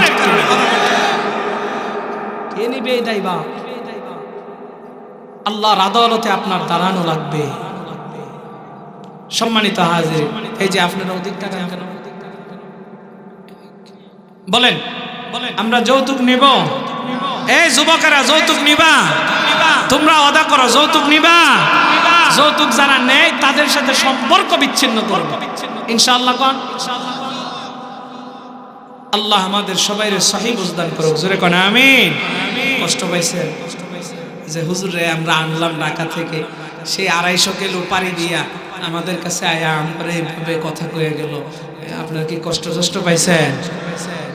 সম্মানিত হাজিরিন, তাইলে 2 নম্বর লজ্জাস্থানের হেফাজত। এবার আল্লাহ কি বলেন দেখেন, কুল্লিল মুমিনিনা ইয়াগুদ্দু মিন আবসারিহিম ওয়া ইয়াহফাযু ফুরুজাহুম। আল্লাহ তাআলা কোরআনে হাকিমের এই আয়াতে কারিমার ভিতরে জানা দেয়, আরে কবিরহাটের মুসলমান একটু দিলের কানটা লাগায়া শুনবেন। আমার আল্লাহ তাআলা 1 নম্বরে জানায় চোখের হেফাজত করার জন্য, 2 নম্বরে লজ্জাস্থানের হেফাজতের জন্য আল্লাহ বললেন, বলে এই 2 জিনিস হেফাজত করলে গুনাহ থেকে বাঁচতে পারবা। ও দুনিয়ার মানুষ রে, এবার আল্লাহ তাআলা চমৎকার কইরা জানায়, যালিকা আযকা লাহুম, এটা তোমাদের জন্য পবিত্র উত্তম পদ্ধতি। ও দুনিয়ার মানুষ রে, আমি আপনি গুনাহ থেকে বাঁচতে পারবো এই 2 জিনিস যদি ফলো করে। আল্লাহ বলেন এটা তোমাদের জন্য উত্তম পবিত্র পদ্ধতি। আরে আমার আব্বা জানো যুবক ভাই, এই উত্তম পদ্ধতি কেমনে আমরা মানব?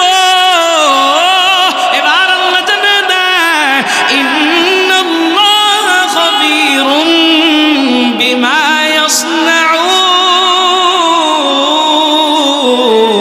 ইয়াসনাউন। আমার আল্লাহ বলেন, ও দুনিয়ার মানুষ শোনো, আল্লাহ বলেন নিশ্চয় আল্লাহ তাআলা তোমাদের সব কিছু সম্পর্কে অবগত আছেন। ও দুনিয়ার মানুষ রে, আমি আপনি যা কিছু করি না কেন আমার আল্লাহ সব কিছু জানেন, সব কিছু সম্পর্কে আল্লাহ অবগত আছে। আপনি জঙ্গলের ভিতরে যাইয়া একটা কুকাম করতেছেন, দুনিয়ার কোনো মানুষ দেখেন না, আমার আল্লাহ কিন্তু দেখেন। আপনি গোপনে মোবাইলের ভিতরে আরেকজনের লগে টুষ্টি ফুষ্টি নষ্টি করতেছেন, কেউ শুনেন না, আমার আল্লাহ কিন্তু শুনেন। ইন্নাল্লাহা সামিউন বাসীর, আল্লাহ সব দেখেন, আল্লাহ সব কিছু শুনেন। আরে আমার আব্বা জানো যুবক ভাই, এই জন্য আল্লাহ তাআলা জানা দেয় তোমাদের সব কিছু সম্পর্কে আমি অবগত। এই জন্য মনের ভিতরে আল্লাহর চিন্তাটা রাখবা, আল্লাহর ভয়টা রাখবা। আমি আপনি আজকে প্রশাসনের ভয়ে অসংখ্য অপরাধ থেকে বাইচা থাকি। যদি অপরাধটা করি, প্রশাসন জানলে আমারে ধইরা নিয়ে যাইবে, থানার ভিতরে ভইরা দিবে, জেল হাজতের ভিতরে ভইরা দিবে, এমনকি ফাঁসির কাষ্টেও জোড়া লাগতে পারে। এই জন্য প্রশাসনের ভয়ে অসংখ্য অপরাধ থেকে বাইচা থাকি। ও আব্বা জান যুবক ভাই, মা বাবার ভয়ে ঘরের দরজা জানালা লাগাইয়া ঘরের ভিতরে অনেকে কুখন করে, আহারে কানের ভিতরে হেডফোন লাগাইয়া মোবাইলের ভিতরে বিভিন্ন হিন্দি সিনেমা দেখে, খারাপ জিনিস দেখে। আরে যুবক ভাই, দুনিয়ার মানুষের চোখে ফাঁকি দিতে পারলেও একজনকে ফাঁকি দেওয়া যায় না। চিৎকার মেরে বলেন না তিনি কে? ইমানের পাওয়ার দিয়ে কন্যা তিনি কে? কবিরহাটের মুসলমান, এই জন্য আল্লাহর ভয়টা অন্তরের ভিতরে রাখেন। আল্লাহর ভয়টা যদি অন্তরের ভিতরে রাখেন তাইলে গুনাহ করা সম্ভব নয়। কারণ আমার আল্লাহ দেখতেছেন, আমার আল্লাহ শুনতেছেন। আল্লাহর সামনে তো একদিন আমার দাঁড়ানো লাগবে। ও দুনিয়ার মানুষ রে, এই জন্য যাদের দিলের ভিতরে ভয় আছে আল্লাহর, ওই মানুষটা কোনোদিনও পথভ্রষ্ট হয় না, ওই মানুষটা কোনোদিনও লাঞ্ছিত হয় না। অন্তরের ভিতরে ভয় রাখবো একজনে, আবারও ইমানের পাওয়ার দিয়া কন্যা তিনি কে? যাদের হৃদয়ে আছে আল্লাহর ভয়, তারা কবু পথ ভুলে যায় না। আল্লাহর প্রেম ছাড়া এই দুনিয়ায় কারো কাছে কোনো কিছু চাই না। যাদের হৃদয়ে আছে আল্লাহর ভয়, তারা কবু পথ ভুলে যায় না। আল্লাহর প্রেম ছাড়া এই দুনিয়ায় কারো কাছে কোনো কিছু চাই না। রাতের আধারে যারা সিজদাতে রয়, দু চোখের অশ্রুতে নদী যেন বয়। রাতের আধারে যারা সিজদাতে রয়, দু চোখের অশ্রুতে নদী যেন বয়। ছলনার হাছানি যতই আসুক, ছলনার হাছানি যতই ডাকুক, পিছনে ফিরেও সে তাকায় না। আল্লাহর প্রেম ছাড়া এই দুনিয়ায় কারো কাছে কোনো কিছু চাই না। যাদের হৃদয়ে আছে আল্লাহর ভয়, তারা কবু পথ ভুলে যায় না। আল্লাহর প্রেম ছাড়া এই দুনিয়ায় কারো কাছে কোনো কিছু চাই না। একটু জোরে কর না আল্লাহু আকবার। হাটের মুসলমান, তাইলে আপনাদেরকে আমি দুইটা কথা বললাম। এক নম্বরে চোখের হেফাজত, দুই নম্বরে লজ্জাস্থানের হেফাজত। এবার আমার মায়ার নবী দুই কথা বললেন। নবী আমার একটা কথা নতুন বলেছেন, আর একটা কথা কোরআনের আয়াতের সাথে মিলে যায়। নবী আমার আবারও আরেকটা অফার দিয়েছেন, মাইয়াজমাল লিমা বাইনা লিহিয়াইহি ওয়া মা বাইনা রিজলাইহি আযমাল্লাহুল জান্নাহ। আমার মায়ের নবী জানায়, দুই জিনিস হেফাজতের গ্যারান্টি তোমরা যদি দিতে পারো, তাইলে আমি নবী আযমাল্লাহুল জান্নাহ, তোমাদেরকে জান্নাতে নেওয়ার গ্যারান্টর হয়ে যাব। জোরে কোন সুবহানাল্লাহ। আরে আমার আব্বা জান, ও ধানশালিকের মুসলমান, আমার মায়ের নবী দয়ার নবী দুই জিনিস হেফাজতের গ্যারান্টি দেওয়ার কথা বললেন। আমি আপনি এত এত চমৎকার চমৎকার আমল আমার আপনার সামনে রাখা আছে। নবী আমার এত চমৎকার আমল দিয়ে রেখেছেন, ছোট্ট ছোট্ট আমল নিজের জীবনকে পাল্টানোর জন্যে, নিজের জীবনটাকে আমি আপনি সাজানোর জন্যে, নিজেকে জান্নাতি বানানোর জন্যে ছোট ছোট আমল সহজ সরল আমল আমার মায়ার নবী দিয়ে রেখেছেন। আমি আপনি শুধু অজ্ঞতার কারণে, আমি আপনি শুধুমাত্র মূর্খতার কারণে, আমি আপনি দিন প্রিয় ইসলাম প্রিয় না হওয়ার কারণে এই সমস্ত আমল থেকে বঞ্চিত হইতেছি। আমার মায়ার নবী জানাই, দুই জিনিস হেফাজতের গ্যারান্টি যদি দিতে পারো, ও দুনিয়ার মানুষরে, এই দুই জিনিসের প্রথম নম্বরে নবী বলেন, মাইয়াজমাল লিমা বাইনা লিহিয়াইহি। নবী আমার জানায়, আপনার আমার যে দুই ঠোঁট আছে, এই দুই ঠোঁটের মধ্যবর্তী জায়গা জিহ্বা, এই জিহ্বার হেফাজতের গ্যারান্টি কেউ যদি দিতে পারে, নবী আমার বলেন আযমাল্লাহুল জান্নাহ, আমি নবী তার জান্নাতে নেওয়ার গ্যারান্টর হয়ে যাব। তাহলে কিসের হেফাজত? জিহ্বা। জিহ্বা, নবী বলেন দুই ঠোঁটের মধ্যবর্তী যে জিহ্বা আছে জবান, এই জবানের হেফাজতের গ্যারান্টি যদি দিতে পারে, তাইলে এবার আসেন জবানের হেফাজত কেমনে হবে? বেশি বেশি গালি দেওয়া লাগবে। কথা কয় না দি? বেশি বেশি গালি দিলে জবানের হেফাজত হয় না? আমার আপনারা গালি দেননি, এই কথা কয় না, দেননি? পুরুষেরা গালি কি দেয়? ম সারা কথায় মা ডট ডট ডট সু, এরপরে সু, এই সমস্ত শব্দ ছাড়া পুরুষরা কি কয় না? গালি দেন। আর মহিলারা খা ডট ডট, ক ডট ডট, এক মহিলা আর এক মহিলার গালি দেয়। আল্লাহ আস্তাগফিরুল্লাহ।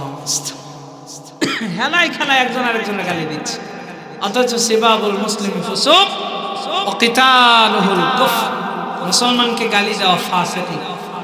ফাসিক ফুজ্জার যাবে জাহান্নামে, কবিরা গুনাহ আপনি করতেছেন, ফাসিক হচ্ছেন। আরে জানেন আপনি ফাসিকের পিছনে নামাজ পড়াও জায়েজ নেই। তাইলে গালি দিলে কি হয়? ফাসিক হয়। বলেন গালি দিলে কি হয়? ফাসিক হয়। তওবা ছাড়া মাফ নেই। এখন একজনে কেউ ভুলে একটা গালি দিয়ে লাইছে, তওবা করলো, পাশাপাশি গালি দিলে বান্দার হকও নষ্ট হয়।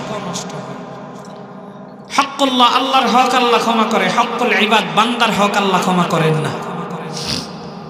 এই সম্পর্কে হাদিস, একটা চমৎকার হাদিস শোনাবো একটু পরে, আমি রাখলাম। সম্মানিত হাজিরিন, তাহলে বলেন আমরা জবানের হেফাজত করতে চাই কি চাই না? সবাই আওয়াজ দেয় না, চাই কি চাই না? তাহলে গালি দেওয়া যাবে? আরো জোরে কন। তাহলে গীবত শিকায়াত তো করা যাবে নাকি? একটু হইলেও করা যাবে। চার দোকানে বইসা এক হাতে চা আর এক হাতে বিড়ি, সুন্দর করে একটা টান দিয়ে, এই আর কইস না রে, অমুকে তো এটা করছে, অমুকের দুনিয়ার খারাপ। হাই রে গীবত রে, গীবত করতে করতে মসজিদের ইমাম সাহেব পর্যন্ত অনেক নালায়েক, অনেক কপাল পোড়া আছে, সার দেয় না। কথা কোন ঠিক কিনা? গীবত করতে করতে ইমাম রে পর্যন্ত। আপনার তো লজ্জা থাকা উচিত রে। একজন ইমাম, আপনি পারেন না সূরা ফাতিহা শুদ্ধ কইরা কোরআন তিলাওয়াত করতে জানেন না। ইমাম সাহেব আপনার নামাজের দায়িত্বটা কাঁধে নিয়ে দাঁড়াইছে, আপনার জান্নাতে যাওয়ার চাবিটা কাঁধে নিয়ে দাঁড়াইছে। মিফতাহুল জান্নাতি কি? মিফতাহুল জান্নাতি সালাত। নামাজ হচ্ছে জান্নাতের চাবি। আপনি একা একা পড়লে তো আপনার নামাজই হয় না, কারণ সূরাই শুদ্ধ নয়। সেই জায়গায় ইমাম সাহেব নামাজে দাঁড়াইছে আপনার চাবিটা মাথায় নিয়া, তার জন্য আপনার ফরজ নামাজটা শুদ্ধ হইতেছে, তারে আপনি গালি দেন, একটু লজ্জা লাগে না?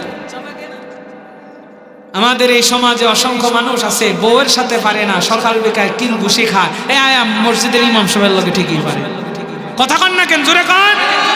আমাদেরই এই সমাজে কিছু মুসলিম আছে নামাজেরই ধার ধারে না, ইমামদেরকে বকে, ঠিক কিনা কা? আবার দেখবেন আরেক শ্রেণীর মানুষ আছে নামাজ কালাম পড়ে না, হ্যালো মাতবর, টেং টেঙ্গা মাতবর আর কি, নামাজ কালামের দ্বারও ধরে না। হ্যাঁ খুচরা, হ্যাঁ কোন সময় এই মুয়াজ্জিন আজান দিছে 5 মিনিট পরে, হ্যাঁ নামাজ কালাম না পড়ুক, নামাজের পরে আয়া মুয়াজ্জিন, হে মুয়াজ্জিন সাহেব আজকে আজান দিতে আপনার দেরি হইল কেন? অথচ নামাজ কালাম পড়ে না, মুত্তা বানিল। এজন্য আমাদেরই এই সমাজে কিছু মুসলিম আছে নামাজেরই দাঁড় ধারে না, ইমামদেরকে বকে। আমাদেরই এই সমাজে কিছু মুসলিম আছে নামাজেরই ধার ধারে না, ইমামদেরকে বকে। আলহামদু পড়তে গেলে দাঁত ভেঙে পড়ে, আলহামদু পড়তে গেলে দাঁত ভেঙে পড়ে, সূরার কথা জিজ্ঞেস করলে হুকুর হুকুর কাশে, ঠিক কিনা কার? আমাদেরই এই সমাজে কিছু মুসলিম আছে নামাজেরই দাঁত ধারে না, ইমামদেরকে বকে। আমাদেরই এই সমাজে কিছু মুসলিম আছে নামাজেরই দাঁত ধারে না, ইমামদেরকে বকে। আওয়াজ দেয়া কোন ঠিক কিনা? কিশোর বয়স পার করেছে প্রেম প্রীতি করে, যুবক বয়স এসে আবার বদকাজা ধরে, বুইরা বয়সে মৃত্যুর ভয়ে নামাজেতে যায়, বুইরা বয়সে মৃত্যুর ভয়ে নামাজেতে যায়, মসজিদেতে গিয়ে আবার ইমামকে জ্বালায়। আমাদেরই এই সমাজে কিছু মুসলিম আছে নামাজেরই দাঁত ধারে না, ইমামদেরকে বকে। আলহামদু পড়তে গেলে দাঁত ভেঙে পড়ে, আলহামদু পড়তে গেলে দাঁত ভেঙে পড়ে, সূরার কথা জিজ্ঞেস করলে হুকুর হুকুর কাশে, ঠিক না? ও দুনিয়ার মানুষ, হয়তো বা আপনাদের গ্রামে নাই, আমাদের ঢাকায় অভাব নাই। হাই রে জ্বালায়, এখন জ্বালায় আমরা ইমামতি করতে দিছি সাইরা, ইমামতি সাইরাতে আমি শুধু খতিবগিরি লইছি আর কি, এদের জ্বালায়। ও পারে না কারোর লাগে, পারে ইমামের সাথে। ভাই গীবত করিয়েন না, গীবত করলে কি হয়? কোরআনে আয়াত আছে, মরা ভাইয়ের গোশত আপনি খাইতে পারেন? হ্যাঁ, আপনার ভাই মারা গেছে, গোশতকে এটা খাইতে পারেন? এটা যেরকম আপনি পারেন না, একজন গীবতকারী গীবত করলে আপনি মরা ভাইয়ের গোশত খাইবেন, সুতরাং গীবত করা যায়। পাশাপাশি আরেকটা কথা বলি, গীবত করলে আপনার আমল, যার নামে গীবত করতেছেন তার আমল নামায় চলে যায়, আর তার গুনাহগুলো আপনার আমল নামায় চলে আসে। আপনি বলতে পারেন হুজুর এটা কি সম্ভব? জি, বিকাশে টাকা পাঠাইলে এখান থেকে টিপ দিছেন ঢাকা গেছে গা, এখান থেকে টিপ দিছেন দিল্লি গেছে গা, কথা কোন ঠিক কিনা? তাহলে টাকা টিপ দিলেন বিকাশে, আপনি টাকা দেখলেনও না কেমনে গেছে গেছে গা। ঠিক তেমনি ভাবে আমলও চলে যান। বিকাশ, নগদ, রকেট এগুলো আইসা আমাদেরকে বুঝাই দিছে, সহজ করে দিছে এই মশলাটা। ও দুনিয়ার মানুষ, তাহলে বলেন আমরা আমাদের জবানের হেফাজতের জন্য গীবত করব? আর মিথ্যা কথা তো একটু একটু বলা যাবে, এটাও কোয়া যাইতো না। হুজুর কি ওয়াজ শুরু করলেন, এই মিথ্যা কথা কোয়া যাইতো না, এটা কি সম্ভব? সম্মানিত হাজিরি, তাহলে বলেন আমরা জবানের হেফাজতের জন্য গালি, গীবত, শাকায়েত, মিথ্যা থেকে বাঁচবো তো ইনশাআল্লাহ? ইনশাআল্লাহর জোর নাই, সবাই কোন ইনশাআল্লাহ। অনেকেই তো কথাই কো গালি দিয়ে, বন্ধু বন্ধুরে হালা করে অমানে গালি দিচ্ছে, বন্ধু বন্ধুরে কত নোংরা ভাষায় গালি দিতেছে। কেন রে? জবানের দাম নাই, অথচ এই জিহ্বাটার কত দাম। আল্লাহ মায়ের গর্ভে পর্যন্ত জিহ্বাটাকে হেফাজত করেছে। আরে আমার আব্বা জানো, যুবক ভাই, একটু দিলের কানটা লাগায় শুনবেন আর কথাগুলো বোঝার চেষ্টা করবেন। মায়ের গর্ভে আমার আল্লাহ আপনার আমার জিহ্বাটাকে হেফাজত করেছেন। মায়ের গর্ভে থাকাকালীন আল্লাহ তাআলা আপনাকে আমাকে এই জবান দিয়া খাবার খাওয়ার নাই। আমার আপনার রব, আমার আপনার প্রভু আমাকে আপনাকে নাভি দিয়া খাবার খাওয়াইছেন। আরে দুনিয়ার মানুষ রে, আমার আপনার মালিক আপনার আমার জবানকে মায়ের গর্ভের ভিতরে আল্লাহ তাআলা হেফাজত করেছেন। এই জবানটাকে আল্লাহ তাআলা নাপাক হতে দেন নাই। কারণ কি? কারণ কি? এই জবান দিয়ে আমি আপনি আমার মালিকের নামটা উচ্চারণ করব, আমি আপনি আল্লাহর নামের জিকির আজকার করব, এই জবান দিয়া আমার আল্লাহর কোরআন কারীমটা তিলাওয়াত করব। আরে আমার আব্বা জানো, যুবক মা, আপনি আমি আজকে জবানের মূল্যায়ন করি না রে। হেলাই খেলাই জবান দিয়া মানুষকে গালি দিয়া দেয়, হেলাই খেলাই গীবত, শাকায়েত কইরা ফেলে। অথচ এই জবানের কত দাম। আপনার আমার জবান যদি আজকে না থাকতো, একটা বুবা মানুষ বুঝে তার জবানের মূল্য কত। আপনার আমার জবানটা পেয়েছি, এই জবানের মূল্যায়ন করতে জানি না। ও বাবা, আজকে থেকে নিয়ত করি, না না না, এই জবান দিয়া গালি দিব না, মিথ্যা কথা বলবো না, গীবত, শাকায়েত করব না, এমনকি ধারণা কইরা পর্যন্ত কথা বলবো না।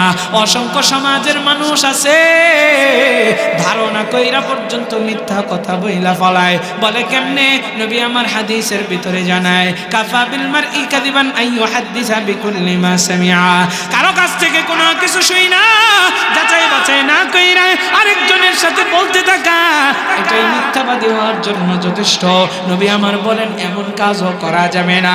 অসংখ্য মানুষ আছে আমারে দেখতে পারে না, আপনার কাছে যাইয়া ক্লিকবাজি করলো, আমার নামে একটা মিথ্যা কথা বললো, অপবাদ দিল, আপনি যাচাই না কইরা আরো 10 জনরে কোয়া শুরু করলেন, ইমাম সাহেব এটা করছে সেটা করছে।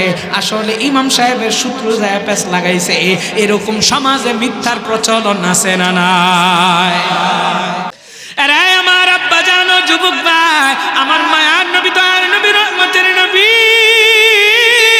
40 বছর বয়সে নবী আমার নবুয়তি পাইলেন। গোপনে গোপনে 3টা বছর দিনের দাওয়াত দিলেন। এরপরে আল্লাহর নবীকে আল্লাহ আদেশ করলেন, নবী হে, আপনি এবার প্রকাশ্যে দিনের দাওয়াত দেওয়া শুরু করেন। নবী আমার দিনের দাওয়াত দেওয়া শুরু করলেন। চারিদিকে যখন ইসলামের রয় রয় বিজয় কাল শুরু হয়েছে, এবার আমার মায়ের নবীর বিরুদ্ধে কাফেররা ষড়যন্ত্র তো আগে থেকেই করতেছে। এবার নতুন করে ষড়যন্ত্র, কিভাবে মুহাম্মদকে দমানো যায়, কিভাবে এই ইসলাম ধর্মটাকে নিঃশেষ করা যায়। আমার মায়ের নবীর কত অফার তারা দিয়েছে। নবীকে নারীর লোভ দেখাইছে, নবীকে সম্পদের লোভ দেখাইছে, নবীকে বড় সমস্ত মক্কার ক্ষমতা দেওয়ার লোভ দেখাইছে। কিন্তু না না না, আমার মায়ের নবীরে কোনো কিছুতে কাবু করতে পারে না। এবার তারা বুদ্ধি আঁকলো, যাও যাও ও কাফের যুবকেরা, শুনিয়ে নাও, প্রত্যেকটা রোডের মাথায় মাথায় কোথায় তোমরা দাঁড়াইয়া যাও। এই মক্কার ভিতরে যত নতুন মানুষেরা ঢুকবে হজ্জে বাইতুল্লাহর জন্য, যেখান থেকেই মানুষেরা ঢুকবে, যেই রাস্তাতেই ঢুকুক না কেন, তোমরা একজন একজন দাঁড়ায় যাও, মুহাম্মদের নামে মিথ্যা কথা বলবা। বলে কি মিথ্যা কথা? মানুষ যখন ঢুকতে চায় মানুষকে বলে সাবধান, তোমাদেরকে সাবধান করতেছি, মক্কায় একজন লোক আসছে, একজন লোকের আবির্ভাব ঘটেছে, যে লোকটা হচ্ছে মিথ্যা নবুয়তের দাবিদার, যেই লোকটা মিথ্যা কথা বলে, যেই লোকটা হচ্ছে জাদুকর, যেই লোকটা হচ্ছে পাগল। এরা দুনিয়ার মানুষ শুধু তাই নয়, আমার মায়ার নবীরে জ্যোতিষী মহিলা পর্যন্ত অপমান করেছে, পাগল বলেছে, জাদুকর বলেছে।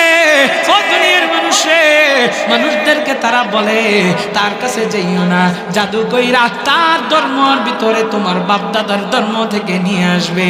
ও দুনিয়ার মানুষ, অথচ এই কাফেররাই কিন্তু আমার মায়ার নবীকে আল আমিন উপাধি দিয়েছিল নবুয়ত পাওয়ার পূর্বে। ও দুনিয়ার মানুষরে, স্বার্থে যখন আঘাত লাগছে আমার মায়ার নবীর বিরুদ্ধে তারা এইভাবে তুহমত রটনা শুরু করলো। ও দুনিয়ার মানুষ, এখান থেকে দুইটা মেসেজ আমরা দেখতে পাই। এক শ্রেণীর মানুষ চিন্তা করলো এমন একটা লোকরে একটু তো দেখা দরকার, এরা আমার মায়ার নবীরে দেখতে যাইয়া মায়ার নবীর আখলাক দেখা, মায়ার নবীর চেহারা দেখা, মায়ার নবীর সুন্দর চরিত্র দেখা এরা কালেমা পয়রা মুসলমান হয়ে গেল। আরেক শ্রেণীর মানুষ চিন্তা করলো না, একটু দূরে থাকি। ও দুনিয়ার মানুষ, ও দুনিয়ার মানুষ, দেখেন আরেক শ্রেণীর মানুষ বিশ্বাস করলো, সেই সংখ্যাটা হয়তো বা একটু কম, কিন্তু বিশ্বাস করলো, বিশ্বাস করে নবীর সাথে সাক্ষাৎ করে নাই। এরা আরো 10 জনকে বলা শুরু করলো।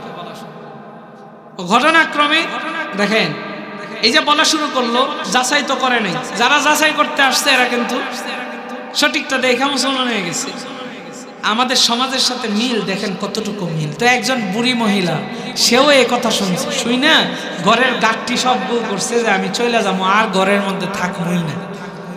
ওই মহিলার স্বামী নেই, সন্তানাদি নাই, মহিলা একাই, বাপদাদার একটা ঘর, এই ঘরটা আছে, এই ঘরটার ভিতরেই থাকে, কিন্তু সে এই কথা শুই না ভয়ে ওখান থেকে চলে যাওয়ার জন্য গাঠটি গোল করছে। আরে আমার আব্বা জানো, যুবক ভাই গভীর মনোযোগ। এবার সেই বুড়ি মহিলা যখন মক্কার কাফের যুবকদের জবান থেকে এই কথা শুনলো, মিথ্যা নবুয়তের দাবিদার জাদুকর আর জ্যোতিষী পাগল এসেছে, ও দুনিয়ার মানুষ, ও নাকি বাপদাদার ধর্ম থেকে ত্যাগ করায় নিজের ধর্ম নিয়ে যায়, এই কথা শুই না ওই বুড়ি মহিলাটা আর ঘরের ভিতরে থাকতে চায় না, তাই আমি এখান থেকে চলে যাব, এরপরেও বাপদাদার ধর্ম ত্যাগ করব না। এবার সে গাঠটি গোল করছে, কিন্তু গাঠটিটার মাথার ভিতরে তোলার শক্তি নাই। দরজার ভিতরে গাঠটিটা নিয়ে বুড়ি মহিলাটা চুপচাপ বসে আছে। ঘটনাক্রমে আল্লাহর কি কুদরত, আমার মায়ের নবী, দয়ার নবী, রহমতের নবী ওই মহিলার ঘরের দরজার সামনে দিয়েই যাইতেছে। জোরে কোন আল্লাহু আকবার। আরে আমার আব্বা জানে না, যুবক মায়েরা রে, নবী আমার ওই দরজার ভিতরে চোখটা পড়ে গেলে নবী আমার গাঠটিটারে দেখলেন, বুড়ি মহিলা গাঠটি নিয়ে বসে আছে। আমার মা নবী তো পরোপকারী, নবী আমার ওই দরওয়াজার সামনে যাইয়া বুড়িকে ডাক দিলেন, মা আপনি কোথায় যাইবেন, এই গাঠটিটা নিয়ে কেন বসে আছেন? কিন্তু বুড়ি আমার মায়ের নবীর চিনে না, নবীর চেহারাটা দেখে নাই।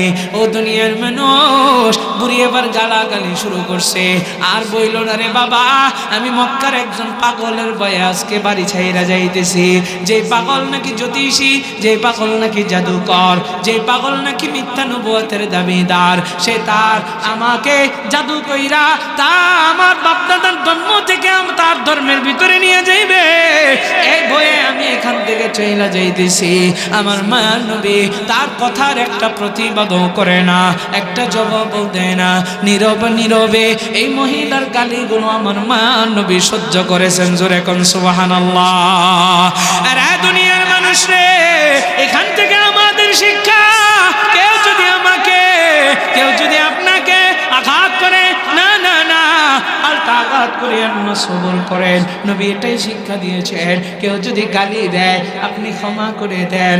আল্লাহর কোরআনের আরেকটা আয়াতের ভিতরে আল্লাহ জানায়া দেয়, আল্লাযীনা ইউনফিকুনা ফিস সাররাই ওয়াদ দাররাই ওয়াল কাযিমিনাল গায়যা ওয়াল আফিনা আনিন নাস।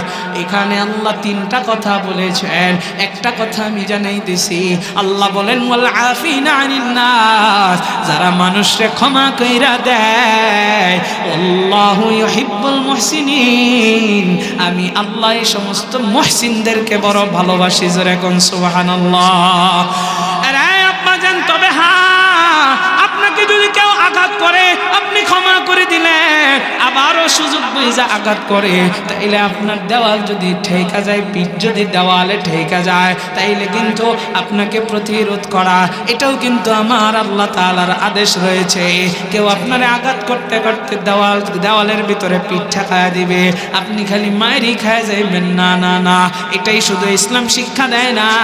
মাঝে মাঝে আপনি যখন মুসলিম হয়ে যাইবেন, মুসলিম হওয়ার পরে এমনভাবে প্রতিরোধ করবেন যাতে ওই জালেমের কোনো অস্তিত্বই না থাকে। আরে আমার আব্বা জান, এবার আসেন, আমার মায়ের নবী, দয়ার নবী, রহমতের নবী এবার বুড়ি মাকে ডাক দেয়া বলেন, মা আপনি কোথায় যাইবেন, দেন গাঠটিটা দেন, আমি আমার মাথার ভেতরে তুইলা নেই। ও মা, আমি আপনার সন্তানের মতো, আজকে যদি আপনার সন্তান থাকতো তাইলে তো গাঠটিটা নিয়ে যাইতো। ও দুনিয়ার মানুষ রে, এবার মায়ার নবী, আমার মায়ার নবী, দয়ার নবী, রহমতের নবী বুড়ির গাঠটিটার মাথার ভেতরে নিলেন। ও দুনিয়ার মানুষ, বুড়িকে জিজ্ঞাসা করলেন কোথায় যাইবেন, চলেন। এবার চলা শুরু করলো। আমার মায়ের নবী হাঁটতেছে, দেখবেন এক ধরনের মানুষ আছে, তারা কিন্তু একে অপরকে গালি দেয়, একা একা কথা বলে, একা একাই কথা বলে আর গালি গালাজ করে। বুড়ি একা একাই গালি গালাজ করতেছে, নবী আমার একটা টু শব্দ করে না। যাইতে যাইতে বুড়ি যেই জায়গায় বলেছে থামার জন্য, ওই বুড়ির সেই জায়গা পর্যন্ত নবী আমার পৌঁছায় দিলেন। ও দুনিয়ার মানুষ রে, সেই জায়গার ভিতরে যায় গাঠটিটা নামাইয়া আমার মায়ের নবী, দয়ার নবী বুড়ির কাছ থেকে বিদায় নিয়ে চলে যেতে লাগলেন। বুড়ি ডাক দিয়া কয়, বাবা তুমি আমার এমন উপকার করলা, তোমার পরিচয়টা একটু দিয়া যাও, তোমার পরিচয়টা না দিয়া যাইও না রে বাবা। নবীর পরিচয় চাইছে, আমার নবী তো মিথ্যা কথা বলেন না, সত্য পরিচয়টাই তো দেওয়া লাগে। নবী আমার ডাক দেয়া কয়, মা অবশ্যই আপনাকে আমি পরিচয় দিব। ও মা, এতক্ষণ যে আপনি গালি গালাজ করলেন, যার ভয়ে আপনি এখানে চলে আসলেন গো মা, সেই ব্যক্তিটা আর কেউ নয়, সেই মুহাম্মদটা আমি, আপনার সামনে আমি দাঁড়ায় আছি। ও মা, আপনার যদি মনে চায় আমাকে মারতে পারেন, কাটতে পারেন, অসুবিধা নাই। আরে দুনিয়ার মানুষ রে, এই কথাটা শুই না বুড়ি চোখের পানিগুলো ছেড়ে দিয়া কান্না শুরু করে দিছে। এরে নোয়াখালীর মুসলমান, এবার বুড়ি কান্দে আর ডাক দিয়া বলেন, মুহাম্মদ এটা তুমি আমারে কি শুনাইলা? তোমার ব্যাপারে শুনছি তুমি নাকি জাদুকর, তুমি নাকি মিথ্যাবাদী, জ্যোতিষী, পাগল। আরে মুহাম্মদ না রে না, আমি যেটা শুনছি এটা ভুল শুনছি। তোমার আমি দেখলাম তুমি তো পরোপকারী, আমার কিছু না হওয়ার পরেও তুমি আমার গাঠটিটারে নিয়ে এসেছ। এত গালি গালাজ দিলাম, একটা টু শব্দ পর্যন্ত করো নাই, এত সুন্দর আখলাক তোমার। দুনিয়ার মানুষ রে, বুড়ি ডাক দিয়ে কই, রে মুহাম্মদ তুমি তো কোনো মিথ্যা নবুয়তের দাবিদার হতে পারো না, তুমি পাগল হতে পারো না, তুমি হচ্ছে শ্রেষ্ঠ মানুষ, তোমার আখলাক এত সুন্দর, তুমি সত্য নবী, আমাকে আর দেরি কইরো না, এখন এই কালেমা পড়ে মুসলমান বানায় দাও। আল্লাহু আকবার। দুনিয়ার মানুষ রে, এই জন্য নবীজি বলেন, কাফা বিল মারই কাযিবান আন ইউহাদ্দিসা বিকুল্লি মা সামিআ, কারো কাছ থেকে কিছু শুই না বলতে থাকাই জাহান মিথ্যাবাদী হওয়ার জন্য যথেষ্ট। এই জন্য কেউ একজন একটা কথা একজনের নামে বলল, আপনি শুনলেন, যদি ইচ্ছা থাকে যাচাই করেন, আর যদি ইচ্ছা না থাকলে স্টপ, আপনি আরেকজনের সাথে বলতে যায়েন না, কারণ এটাই মিথ্যাবাদী হওয়ার জন্য যথেষ্ট। ও দুনিয়ার মানুষরে, অনেক কিলিকবাজরা কিন্তু এইভাবেই কিলিশবাজি করে। আপনার বন্ধু আরেক বন্ধুর লোকে শত্রুতা বাজায় দেয়, আপনার নামে তার সাথে দুর্নাম কয়, মিথ্যা কথা কয়, আপনি তো বিশ্বাস কইরা বইসা থাকেন। তাইলে বলেন যে কথাগুলো বললাম এই কথাগুলো উপরে আল্লাহ আমাদেরকে আমল করার তৌফিক দান করুক, জোরে কোন আমিন। এক নম্বরে কি বললাম? চোখের হেফাজত আল্লাহ বলেছে। 2 নম্বর লজ্জাস্থানের হেফাজত। 3 নম্বরে নবী বলেন 2 জিনিস হেফাজতের গ্যারান্টি দিতে পারলে জান্নাতে নেওয়ার গ্যারান্টর হব আমি। তার ভিতরে 1 নম্বর জবানের হেফাজত। এবার নবী 2 নম্বরে কি বলেন দেখেন, আইয়াজমাল্লি মা বাইনা লিহিয়াইহি ওয়া মা বাইনা রিজলাইহি। নবীও 2 নম্বরে বলেন লজ্জাস্থানের হেফাজতের গ্যারান্টি। এই 2 জিনিসের গ্যারান্টি তুমি আমারে দিতে পারলে আদুবাল্লাহুল জান্নাহ, আমি নবী তোমারে জান্নাতে নেওয়ার গ্যারান্টর হব। নবী যদি জান্নাতে নেওয়ার গ্যারান্টর হয় আমাদের কি আর টেনশন আছে? আরো জোরে কোন আছে? আল্লাহ জাহান্নাম থেকে বান্দারে বাঁচার জন্য ফর্মুলা দিলেন 2টা, নবীজি আবার স্পেশাল অফার দিলেন 2 জিনিস হেফাজতের গ্যারান্টি। ও দুনিয়ার মানুষ, আমি যে আরেকটা আয়াত এদিক দিয়ে বলছিলাম যে আল্লাহ তাআলা ওয়াল আফিনা আনিন নাস, এই যে একটা কথা বলল আল্লাহু ইউহিব্বুল মুহসিনিন, আল্লাহর পছন্দের বান্দা হওয়ার জন্য আমাদেরও 3টা আমল আল্লাহ তাআলা দিয়েছেন।